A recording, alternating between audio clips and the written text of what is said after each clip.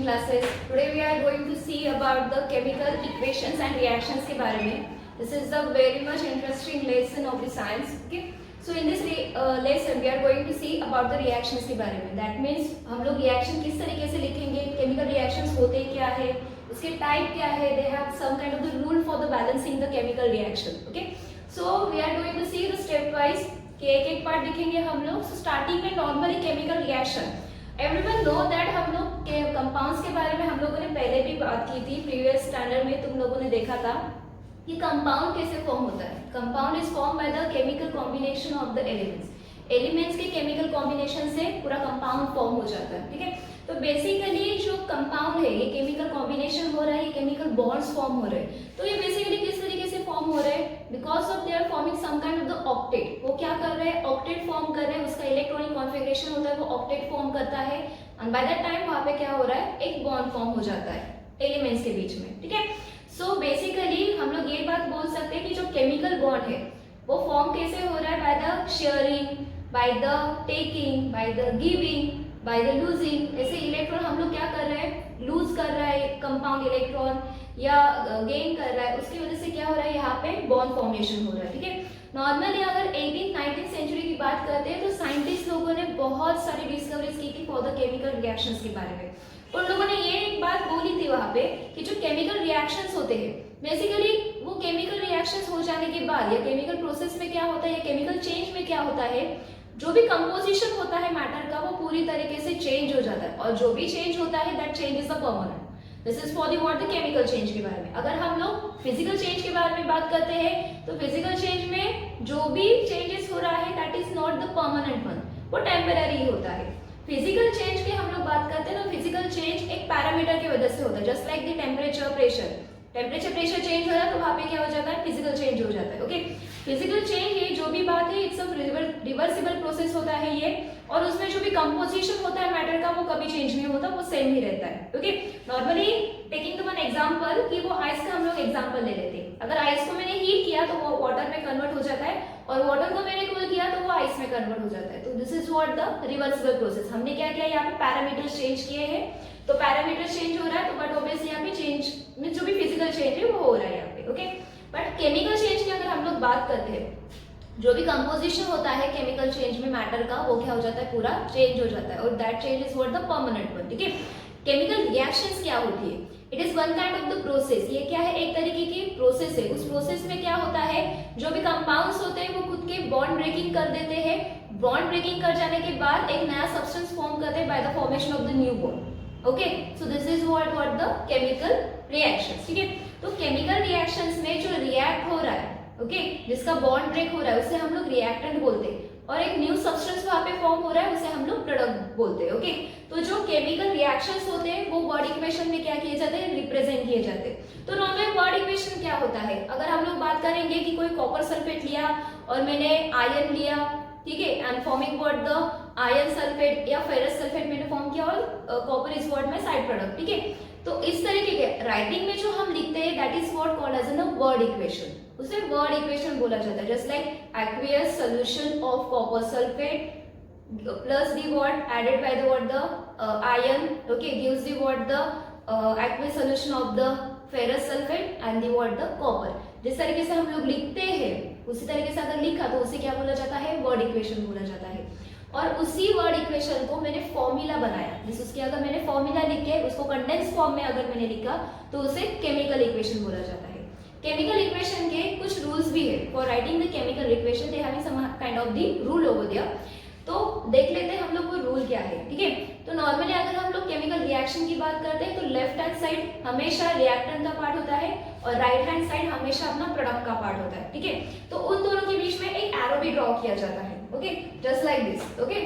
सो उस एरो का मानना क्या होता है, this showing what the direction of the reaction. This उस डायरेक्शन में क्या हो रहा है, अपना रिएक्शन हो रहा है. ठीक है. तो this is what the left hand side is what the reactant and right hand side is what the product. ठीक है. तो यहाँ पे रिएक्टेंट हमेशा एक ही नहीं हो सकता, दो या दो से ज्यादा भी रिएक्टेंट हो सकते. तो उन्हें लिंक करने के लिए we are taking what the plus sign. दो रिएक्टेंट के या तीन रिएक्टेंट के बीच में हम लोग क्या करेंगे, प्लस साइन को पुट अप करेंगे. और मुझे केमिकल रिएक्शन इंफॉर्मेटिव बनानी है तो मैं उसके फिजिकल स्टेट लिखूंगी.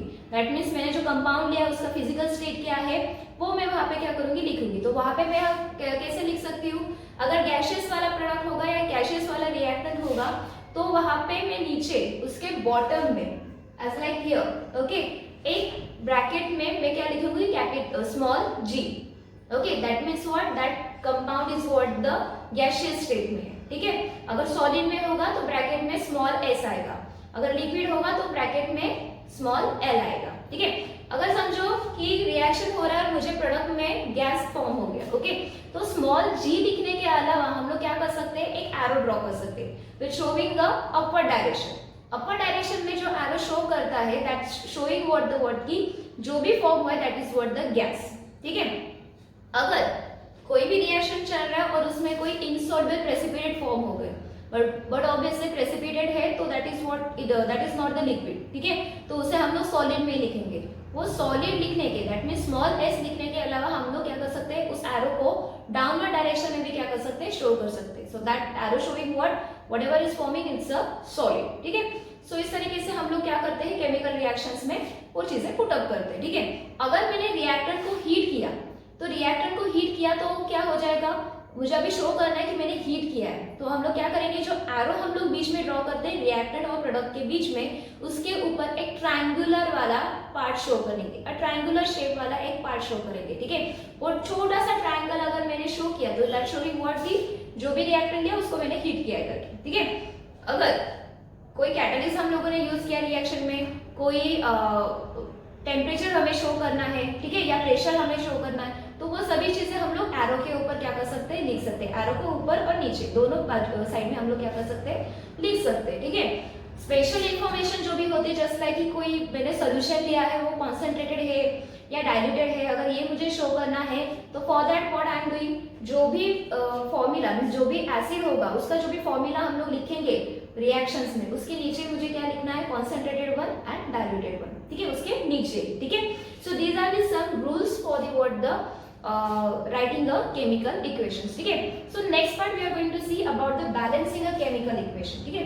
So balance equation means क्या होता है, बेसिकली जो भी नंबर ऑफ एटम या एलिमेंट्स रिएक्टेंट में होते हैं उतने ही नंबर के एलिमेंट्स अगर प्रोडक्ट में होता है तो उसे बैलेंस इक्वेशन बोला जाता है। अगर नंबर ऑफ रिएक्टेंट और नंबर ऑफ द प्रोडक्ट अगर अलग अलग है तो वहां पे क्या that equation is called as the unbalanced equation, ठीक है। तो यहाँ पे कुछ स्टेप्स दिए उन लोगों ने, a simple steps are there, ठीक है। स्टेप वाइज हम लोग देखेंगे। I am taking the one example over there which is the sodium hydroxide reacted with the sulfuric acid, that is what the H2SO4 giving what the sodium sulfate and the water, ठीक है। अभी हमें देखना है कि ये reaction balance है या नहीं, अगर नहीं है तो उसे हमें बैलेंस करना है, ठीक है। तो फर्स्ट स्टेप जब हम लिखेंगे तो फर्स्ट स्टेप में हमें क्या करना है, जो भी वर्ड इक्वेशन होता है उस वर्ड इक्वेशन को इस केमिकल इक्वेशन में हमें लिखना है, इस कंडेंस फॉर्म में फर्स्ट हमें उसको लिखना है, ठीक है। सेकेंड स्टेप में हम लोग देखेंगे कि जो भी एलिमेंट्स यहाँ पे प्रेजेंट है उसके एलिमेंट्स मींस रिएक्टेंट में कितना है और प्रोडक्ट में कितना है, जस्ट लाइक दैट। यहाँ पे देखो सोडियम है, ऑक्सीजन है, हाइड्रोजन है एंड द सल्फर, ठीक है। तो रिएक्टेंट में जो सोडियम है वो 8 है, ठीक है। ऑक्सीजन यहाँ पे 5 है, टोटल देखो this is what 5, this is what 1 and this is what the 4। So total यहाँ पे कितने हैं ऑक्सीजन, 5 ऑक्सीजन है। हाइड्रोजन यहाँ पे 3 है एंड सल्फर यहाँ पे 1 है। तो प्रोडक्ट में सोडियम 2 है, ऑक्सीजन 5 है, हाइड्रोजन 2 है एंड सल्फर क्या है 1 है, ठीक है। तो देखा जाए तो यहाँ पे ऑक्सीजन एंड सल्फर दोनों सेम है, मींस 5-5 रिएक्टर में और प्रोडक्ट में है, oxygen sulphur 1-1 reactant and product में, बट यहाँ पे सोडियम का और हाइड्रोजन का नंबर क्या है, चेंज है, ओके, डिफरेंट नंबर है।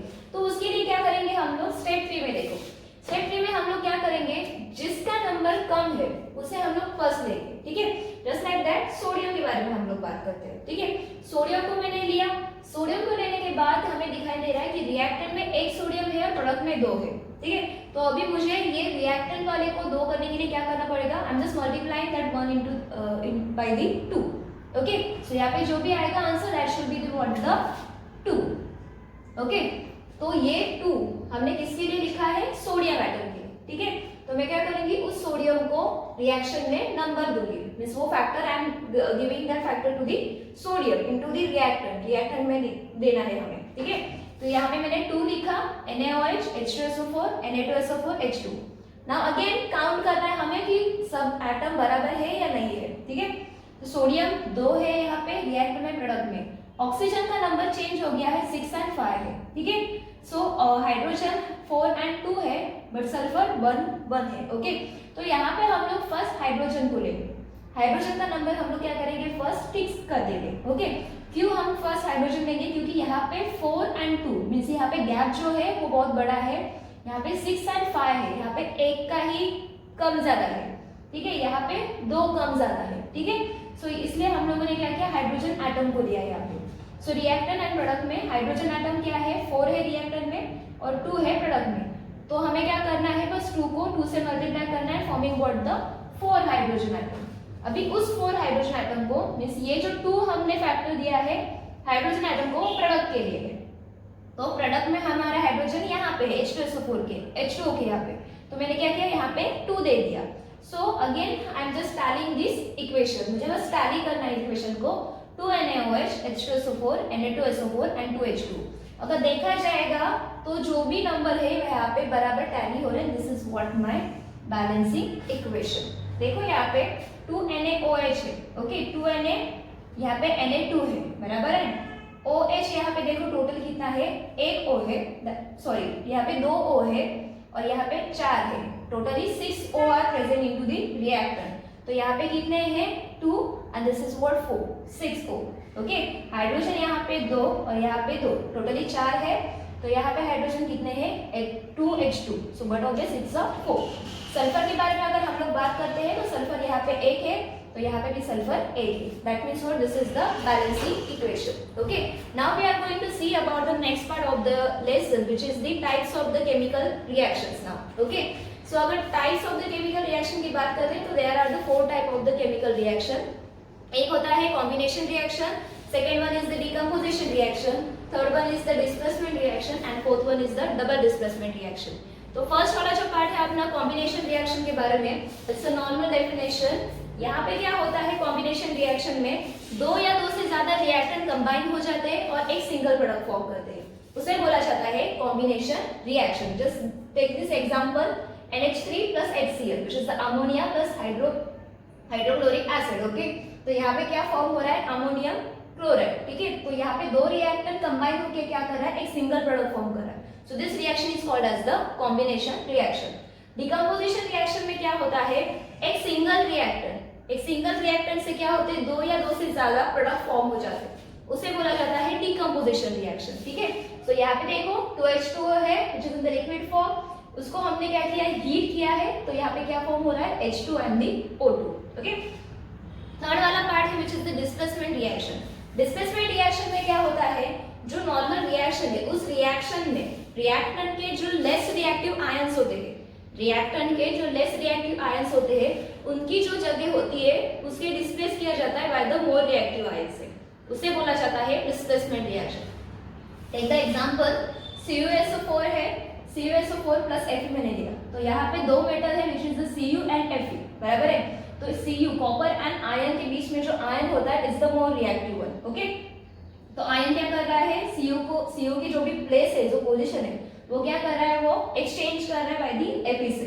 तो यहाँ पे फॉर्म होगा अपना FeSO4 and the Cu।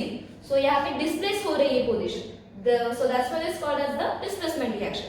Double displacement reaction क्या होता है, डबल डिस्प्लेसमेंट रिएक्शन में जो भी रिएक्टेंट के आयंस होते हैं वो क्या करते हैं, एक्सचेंज होते हैं for the forming the precipitate, that is what called as the double displacement reaction, okay. So this is what all about the chemical equations के बारे में। Thank you very much.